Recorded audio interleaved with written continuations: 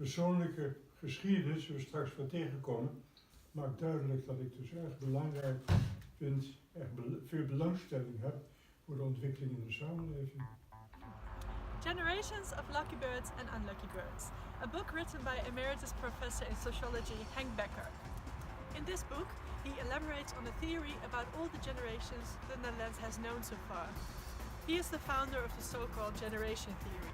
For my internship at VINT, the Research Institute for the Analysis of New Technology, I am performing literature research on Generation Z, the generation after the Millennials. As the first generation ever to grow up completely depending on new technology, VINT wants me to find out how exactly they use this technology, how they behave at work, how they consume, and how companies can reach them most effectively. Born in 1933, Professor Becker has experienced a lot of almost all of these different generations. I was wondering what his view on Generation Z would be, how he thinks they would behave in the future. De kern van uw generatietheorie is dat iedere generatie te maken krijgt met een formatieve periode.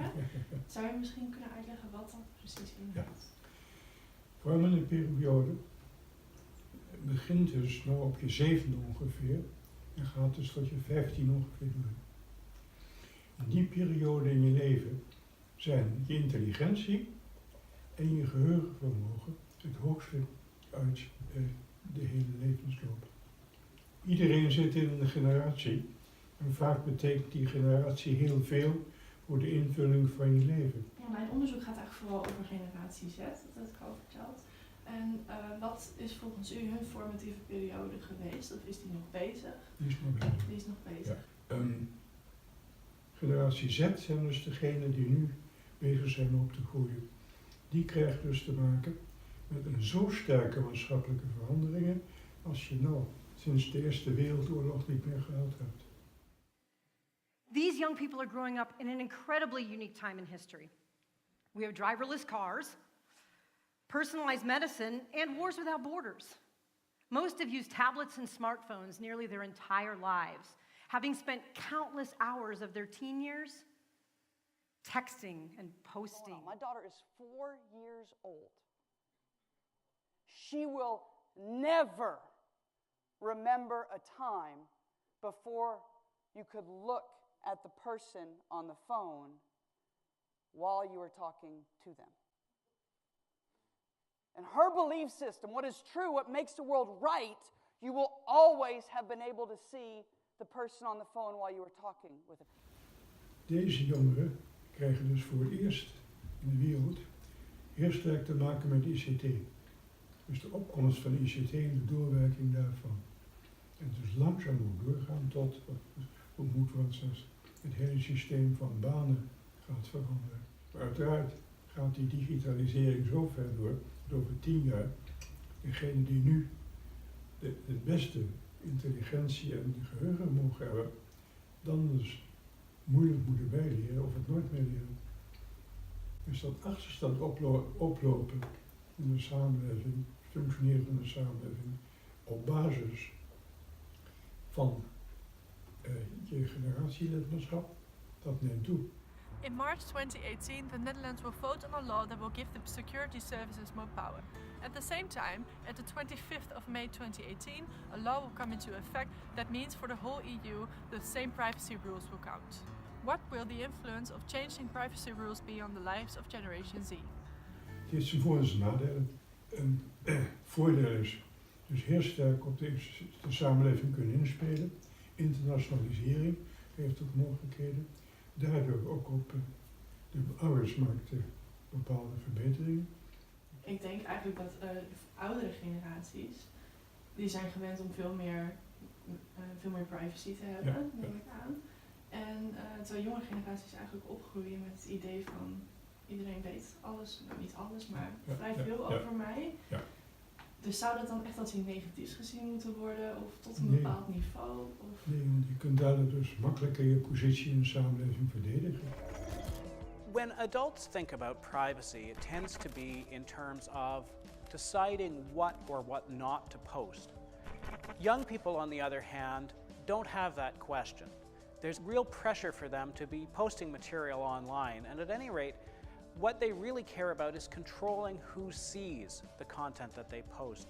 So for them, it's much more important that, for instance, if they're uploading a photo, they're able to control whether it's their parents or their friends that see it, or in many cases, which of their friends. And we know from research that for a lot of young people, there is a tremendous pressure to create multiple identities online, to essentially avoid crossing the streams. Het nadeel is natuurlijk dat geheime gedeeltes van je leven snel weer op straat komen. Voordeel is het inspelen op andere dingen, kan anderen dus ook kunnen inspelen op werk op afstand. En dat zijn dus de grote verschillen. We raken onze banen kwijt. Door robots en computers. Ook hier gaan mensen hun baan kwijtraken aan robots. Dit wist je natuurlijk al, tenzij je onder een steen hebt geleefd. Het grote doemscenario is een wereld waarin de tweedeling die al aan de gang is nog veel sterker wordt. Iedereen die te maken heeft met routine in het werk, wat je kan automatiseren, wat de robot kan doen of een softwarepakket, die zal merken dat dat werk of verdwijnt of heel sterk zal veranderen. As multiple news sources report, robots will have a massive impact on our lives in the future. Professor Becker thinks that the next generation will be able to respond to this. Omdat de ontwikkeling van de robots op het ogenblik zo belangrijk wordt, dat deze meneer zelfs geschreven heeft dat de banen verdwijnen. Ja. En dat betekent dus dat je rekening moet houden met wat die veranderingen zijn.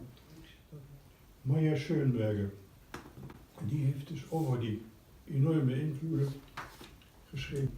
Dat men dus tot een andere manier van in de samenleving werken gaat komen. En dat is inderdaad dus een ontwikkeling zoals je die sinds 1918 niet meer gehad hebt. Ik lees ook heel vaak dat mensen, als zij praten over hun baan, over 10 jaar, dat ze eigenlijk best wel pessimistisch zijn. Dus dat ze zeggen, ja, ik denk dat mijn baan misschien helemaal niet meer bestaat. Ja, ja. Of dat dat overgenomen is door de technologie. De banen zoals wij die nu kennen gaan verdwijnen, zegt hij. Klopt, maar... Is dat niet een erg pessimistisch beeld? Nee, want je krijgt dan dus dat iemand als het ware 3 banen heeft. 1 van een halve dag en 2 van delen van dagen. En dat ze daar dus de zaak verder op ook in Amerika toch nog sterker komt. Dat gaat prima. Universiteiten stellen dat juist door die digitalisering, globalisering, dat universiteiten ook overvol dreigen te raken. Omdat jongeren zijn steeds meer gewend zich te ontwikkelen en het is veel normaler geworden om te studeren. Ja. Why is the application becoming so much more competitive and so much more relevant to how we live our lives? The short answer is that there are more students and the same number of spots in many colleges. Since 2000, there's been a 33% rise in college students in the US.